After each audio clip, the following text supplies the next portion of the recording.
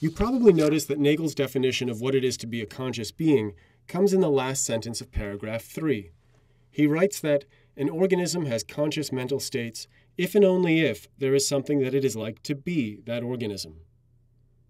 At the beginning of paragraph 4, he calls this what it is likeness of experience the subjective character of experience.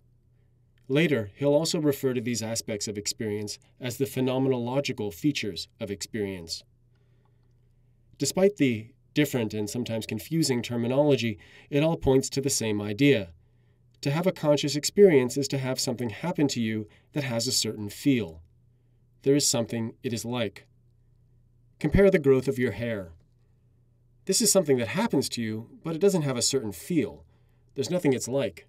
You can't feel your hair growing no matter how hard you try. So we say that your hair grows unconsciously.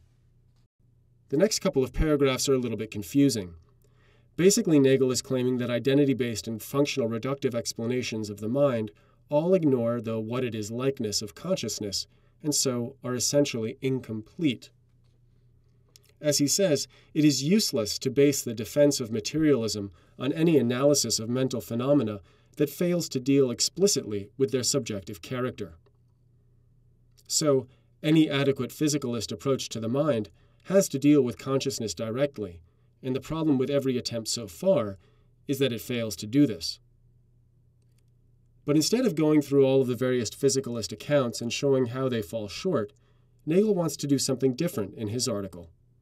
He wants to show us why it is so difficult, and even seems impossible, to give a physical account of the what it is likeness, or subjective character, or phenomenological features, that is, the feel of experience. So go ahead and read through paragraphs 4 and 5, and as you're doing so, look for the information you need to complete the following sentence. Nagel believes that it is impossible to give a complete physical account of consciousness because